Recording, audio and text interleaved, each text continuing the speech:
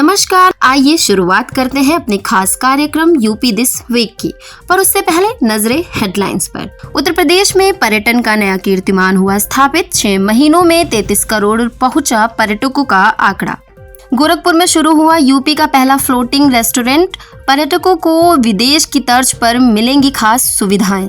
दुनिया के टॉप 2% वैज्ञानिकों में 5 गोरखपुर के स्टैनफोर्ड यूनिवर्सिटी ने जारी की लिस्ट।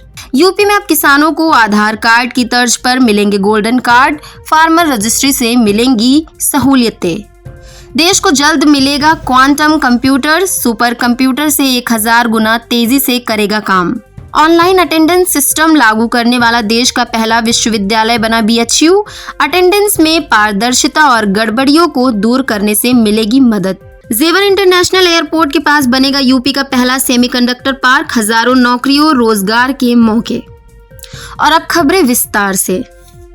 उत्तर प्रदेश ने इस साल के पहले 6 महीनों में पर्यटन के क्षेत्र में बड़ा कीर्तिमान स्थापित किया है। राज्य में 33 करोड़ से अधिक पर्यटक आए, जो 2022 की तुलना में 1 करोड़ ज्यादा है। पर्यटन मंत्री जयवीर सिंह के अनुसार अयोध्या, वाराणसी, प्रयागराज, मथुरा, लखनऊ और आगरा प्रमुख आकर्षण रहे।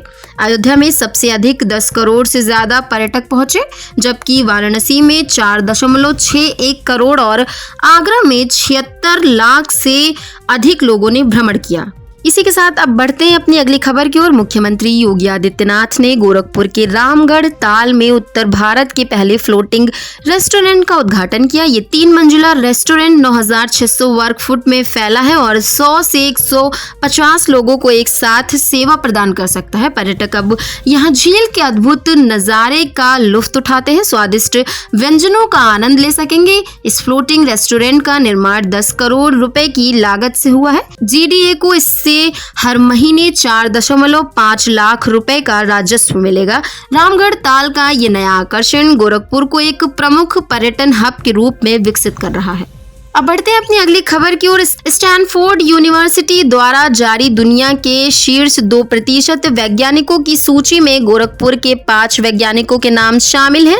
इनमें डीडीयू विश्वविद्यालय से प्रोफेसर नक्षत्र बहादुर सिंह, प्रोफेसर गुरदीप सिंह और प्रोफेसर रविकांत उपाध्याय शामिल हैं। एमएमएमयूटी से प्रोफेसर डीके द्विवेदी और प्रोफेसर राजेश यादव को भी इस सूची में जगह मिली है। डीडीयू के प्रोफेसर उपाध्याय लगातार 5वीं बार, जबकि प्रोफेसर यादव 3री बार सूची में शामिल हुए हैं।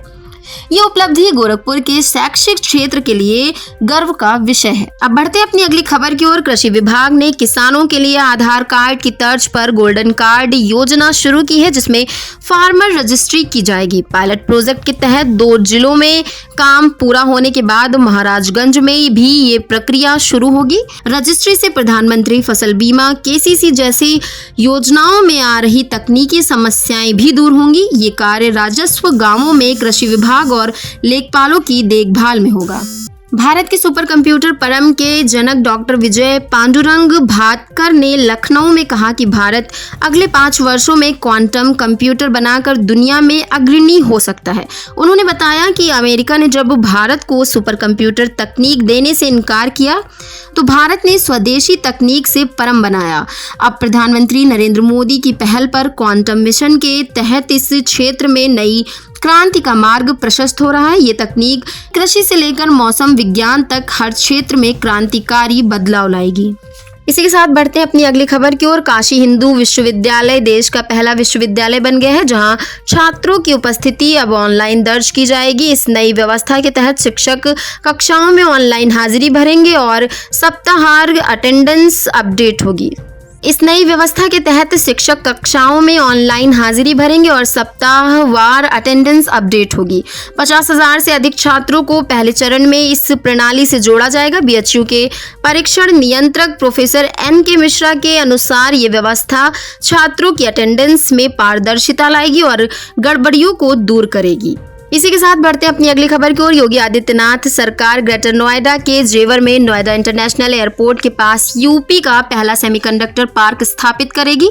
यमुना एक्सप्रेसवे औद्योगिक विकास प्राधिकरण के तहत सेक्टर 10 और 28 में 2 सेमीकंडक्टर क्लस्टर्स बनाए जाएंगे। सरकार की सेमीकंडक्टर पॉलिसी के तहत निवेशकों को मल्टी मॉडल कनेक्टिविटी और सब्सिडी के प्रोत्साहन मिलेंगे। इस पार्क से रोजगार के अवसर बढ़ेंगे और यूपी सेमीकंडक्टर मैन्युफैक्चरिंग का हब बन सकता है।